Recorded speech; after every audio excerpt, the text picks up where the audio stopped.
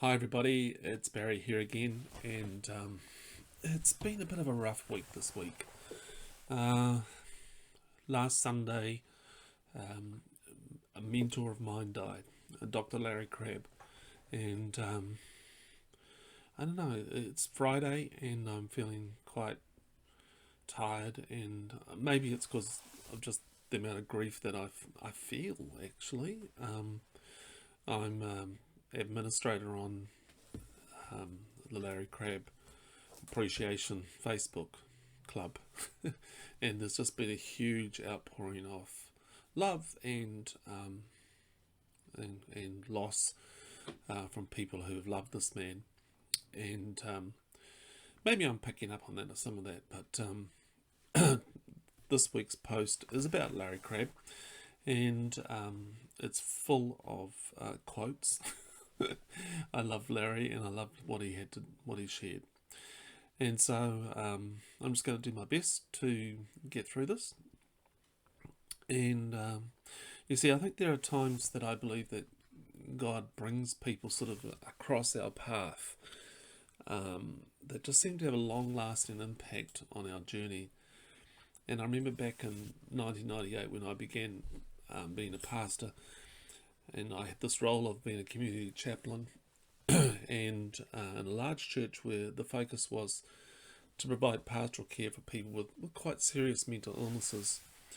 And these were people who, I suppose, they found church really difficult, and I think they probably still do. And I don't think the church really does much for them, even now. But my role was to help them, teaching pastoral care, give them support. They were specifically focused on their needs and how they learned and the struggles they had. You know, prior to this, I'd been a support worker helping people with serious mental illnesses every day in their daily lives. And over and over and over again, I'd see people try to be part of a church community and not truly connect. You know, and some church people, they would rescue them, preach at them, moralize them, and tell them to try harder. In the end, you know, churches and the people in them just weren't safe. And still aren't. And that was when a former student, and he was my supervisor at the time, he was a former student of Larry Crabb's, and he handed me the book, Connecting, Healing Ourselves and Our Relationships. And that was when the light bulbs went on. And in this book, Larry talks about sort of a pivot in his thinking and a subtle shift away from psychology to what he would probably refer to later as soul care. So I'm just going to read this first quote. It's quite long. In recent days, I've made a shift. I'm now working toward the day when communities of God's people, ordinary Christians whose lives regularly intersect, will accomplish most of the good that we now depend on mental health professionals to provide. And they will do it by connecting with each other in ways that only the gospel makes possible. I envision a community of people who intentionally mingle in settings where these nutrients are passed back and forth, where I pour into you the healing resources within me, and you pour into me what God has put into you. But that's not what I'm doing. I have a strong reason to suspect that Christians sit dutifully in church congregations for whom going to church means doing a variety of spiritual activities, have been given resources that, if released, could powerfully heal broken hearts, overcome the damage done by abusive backgrounds, encourage the depressed to courageously move forward, stimulate the lonely to reach out, revitalize discouraged teens and the children with new and holy energy, and introduce hope into the lives of countless people who feel rejected, alone, and useless. Maybe going to church more than anything else means relating to several people in your life differently. Maybe the centre of a Christian community is connecting with a few. And this is the quote that really got me.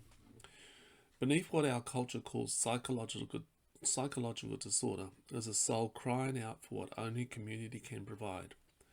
There is no disorder requiring treatment. And contrary to hardline moralism, there is more to our struggles than a stubborn will needing firm admonishment. Beneath all our problems, there are desperately hurting souls that must find the nourishment only community can provide, or die. We must do something we must do something other than train professional experts to fix damaged psyches. Damaged psyches aren't the problem. The problem beneath our struggles is a disconnected soul, and we must do something more than exhort people to do what's right and then hold them accountable. Groups tend to emphasize accountability when they don't know how to relate. Wow. I'll read that again. Groups tend to emphasize accountability when they don't know how to relate. Better behaviour through exhortation isn't the solution, though it is sometimes part of it. Rather than fixing psyches or scolding sinners, we must provide nourishment for the disconnected soul that only a community of connected people can offer. The crisis of care in modern culture, especially in the Western Church, will not be resolved by training more therapists. We do not need a counselling centre on every corner. Love you, Larry. It will be worsened by moralists who never reach deeply into the hearts of people in their efforts to impose their standards of behaviour on others, even when those standards are biblical. The greatest need in modern civilization is the development of communities, true communities where the heart of God is at home, or where the heart of God is home, where the humble and wise learn to shepherd those on the path behind them, when trusting strugglers lock arms with others as together they continue on. Larry Crabb connecting. I felt like I'd come home when I read that. I was hooked. He had exactly connected with the thoughts and ideas whirling around in my thinking. And from there, I read everything I could lay my hands on. He was my mentor.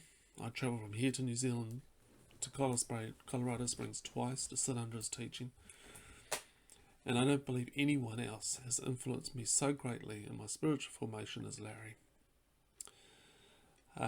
Recently, there has been a huge outpouring of love and memories on the Larry Crabb Appreciation Club. Images shared and stories told. And one image speaks so much, and you'd have to come and look at my website to have a look at it, or on the Facebook club. And it's a picture of Larry sitting in a comfortable chair, writing notes early in the morning. And it was taken by a lady called Janet Trend, and she says, "A sweet memory from my time at School of Spiritual Direction. Catching Larry early in the morning, handwriting, rewriting his notes for the day. His passion and dedication are clearly shown here." As a special memory for me was when I attended the School of Spiritual Direction at Glen Eyrie. I had a very special one-to-one session with Larry. I went to this lovely lounge and sort of in the building where he was staying, and Larry took off his shoes. I remember him, I can see him right now.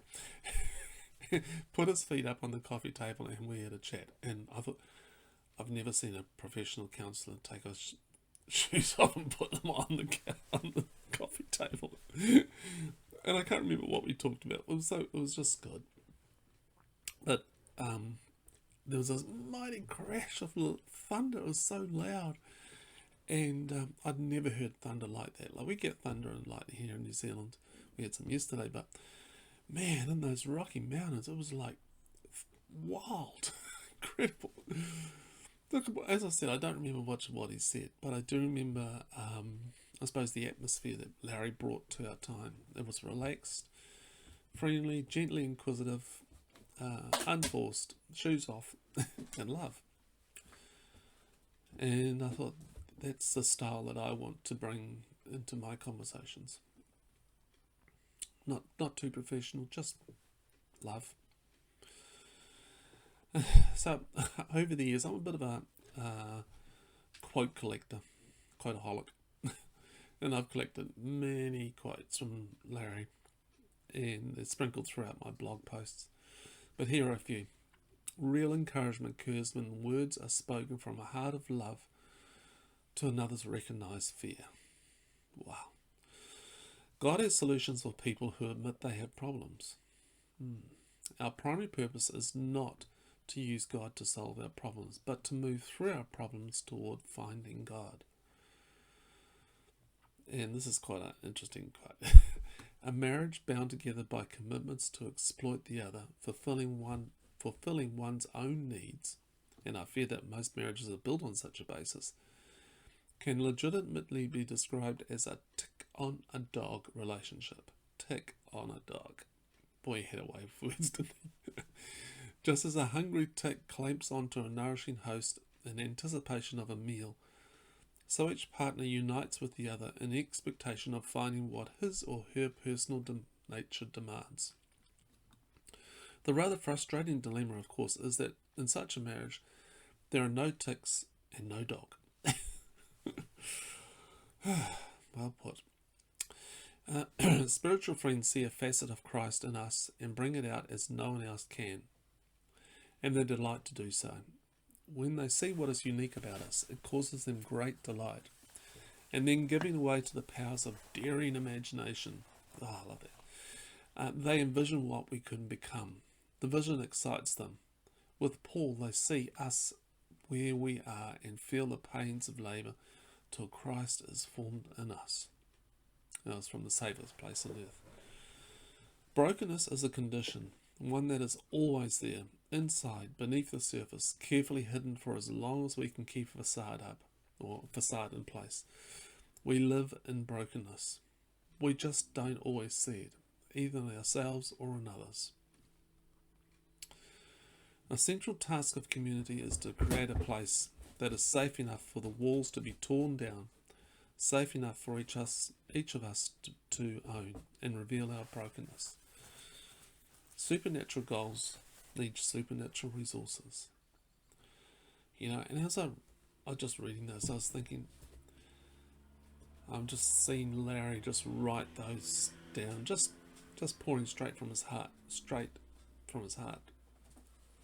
Yeah, and like it was just in there. And I just so desire that I can be right like that. So, as an administrator on the Appreciation Club on Facebook, I recently asked the members for their favourite quotes and sentences. So here are a few of them. Where is your red dot? And you'll have to understand Larry to understand that one. Confused people listen better. Maybe learn to dance with the Trinity. Put Jesus on display. Make a margin for uncertainty. Open heart. Women are created to be relationally open and inviting. Hush. God is in it. That was by his late grandfather. We have all been sinned against. We are all sin. You have failed to love me as you should, and I have failed to love you. Your failure to love me is painful, sometimes profoundly disappointing, but the Lord's love for me is perfect. Although his love does not remove the sting of your failure, it gives me all I need to stand as a whole person, capable of loving you regardless of the threat of your further failure. Too many marriages are like two ticks and no dog. God meets where you really are, not where you think you should be. Words that open doors transmit two messages. 1, I'm interested in whatever you have to say. 2, I will accept you regardless of what you say. The greatest lie believed today is that one can know God without being known by someone else. The compelling vision, and I love the idea of compelling vision, fantastic idea. The compelling vision is maybe because of our conversations, we can want God more than we want any lesser blessing. Demand nothing here. Expect everything there. Surrender all rights to justice, to loving treatment from others, to fulfilling ministry, to all the good things of this life, and you will be given tastes of the good things to come.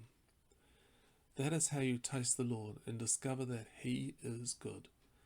It is those tastes that will fill you with sustaining hope until you're welcomed to the banquet. And Larry's at the banquet. Embrace your inadequacy. Your pain is the distance between what you were created to have, Eden, and what you have now. Our hearts groan in anticipation of what lies ahead. Our true home, heaven. Think beneath. Think passion. Think vision. Think story. Think movement. Yeah, as part of planning to continue his legacy of teaching, a few years ago, Larry's son, Crabb, established a new ministry called Larger Story. And Larry writes this about Larger Story. Larger Story will serve as the legacy of the thinking and writing and training and counselling I've been doing now for 50 years. At Larger Story, they've amassed the many books, the sermons, talks, videos Larry has done, and there's a lot. And if you want to find out more about Larger Story, go to largerstory.com and it's all there. A few final thoughts. Larry liked his coffee hot. He also enjoyed Elvis and slow dancing with his students while singing Are You Lonesome Tonight? And one final thought is, I just remember how, I think Larry said, I'm not sure, but I think Larry said that he has the spiritual gift of making simple things complex. Maybe he did. Maybe some things he expanded out so that in its complexity we could see its simplicity and pick up new things out of it. But the final sentence in his last book, Waiting for Heaven, was this. Over time, anticipate becoming aware of actually meeting Jesus face to face and allow the sheer delight to move you toward waiting for heaven. That was just last year. Well, thank you, Larry.